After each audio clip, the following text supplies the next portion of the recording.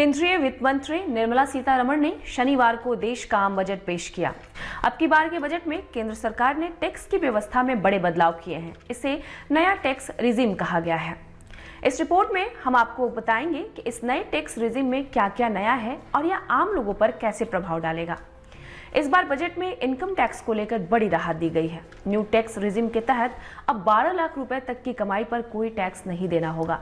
नौकरी पेशा लोगों के लिए 75,000 के स्टैंडर्ड डिडक्शन के साथ यह छूट 12.75 लाख रुपए हो जाएगी। न्यू टैक्स रिजीम के स्लैब में भी बदलाव किया गया है। पुरानी टैक्स रिजीम में कोई बदलाव नहीं हुआ है।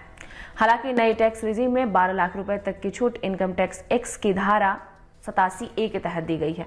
यानी नई टैक्स रिजीम के तहत 12 लाख तक की सालाना कमाई करने पर 4 से 8 लाख रुपए तक लगने वाले 5% टैक्स और 8 से 12 लाख की कमाई पर लगने वाला 10% टैक्स सरकार माफ कर देगी। इससे टैक्स पेयर को 60,000 रुपए का फायदा होगा। मतलब ये है कि अगर किसी की कमाई सालाना 12 लाख रुपए से ऊपर होती है तो उसकी टैक्स की कैलकुलेशन में 4 से 8 लाख पर 5% टैक्स और 8 से 12 लाख रुपए पर 10% टैक्स भी जोड़ा जाएगा।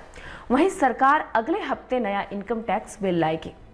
अब जानिए कि इनकम टैक्स या टैक्स को लेकर 8 बड़े बदलाव क्या क्या हुआ है। रेंट से होने वाली इनकम पर TDS छूट दोगुनी, यानी कि रेंट से होने वाली इनकम पर TDS की सीमा 2.4 लाख से बढ़ाकर 6 लाख की गई है।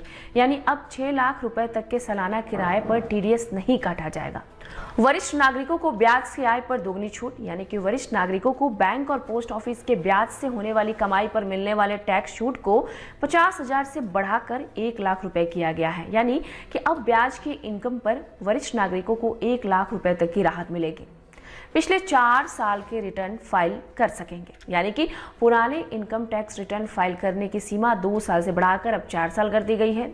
यानी कि यदि किसी करदाता ने अपना रिटर्न गलत फाइल किया हो या फिर फाइल करना रह गया हो तो अब इस गलती को वो 4 साल के अंदर अपडेटेड रिटर्न फाइल करके ठीक कर सकेंगे। 2 घर पर मिलेगा सेल्फ ऑक्यूपाइड हाउस का फायदा, यानी कि बजट में सेल्फ ऑक्यूपाइड हाउस पर टैक्स राहत दे दी गई है। इसका मतलब साफ है कि अगर आपके पास 2 घर है और आप दोनों घरों में रहते हैं तो अब आप दोनों संपत्तियों पर टैक्स का फायदा ले सकेंगे, जबकि पहले टैक्स राहत सिर्फ एक सेल्फ ऑक्यूपाइड हाउस में मिला करती थी।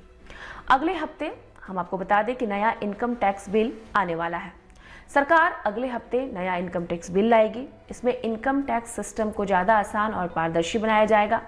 इसका मकसद टैक्स पेयर्स को बेवजह नोटिस और परेशानियों से बचाना है। इसके साथ ही KYC प्रक्रिया भी आसानी से की जाएगी, जिससे बैंक और अन्य वित्तीय कामों में काम कागजी झंझट होगा। पैन नंबर ना होने पर टैक्स ज़्यादा लगेगा, यानी कि TDS और TCS का उपयोग आमतौर पर सामान बेचने के दौरान किया जाता था। इससे कस्टमर और दुकानदार दोनों को कई तरह की परेशानी होती थी। वित्त मंत्री ने इससे TDS हटाने का ऐलान किया है। ये भी कहा है कि ऊंची दरों पर TDS उन्हीं मामलों में लगाया जाएगा जिनका पैन नंबर नहीं होगा। पढ़ाई के लिए 10 लाख रुपए तक विदेश भेजने पर टैक्स नहीं लगेगा, यानी कि विदेश में पढ़ाई के लिए पैसा भेजने पर टैक्स कलेक्टेड एट सोर्स यानी कि TCS की लिमिट अब 10 लाख रुपए कर दी गई है। अभी कोई व्यक्ति विदेश में पैसा भेजता है या रकम 7 लाख रुपए से अधिक होती है तो उस पर TCS लगता है। हालांकि ये छूट आपको तभी मिलेगी जब ये पैसा किसी फाइनेंशियल ऑर्गेनाइजेशन जैसे बैंक आदि से लोन लिया गया हो।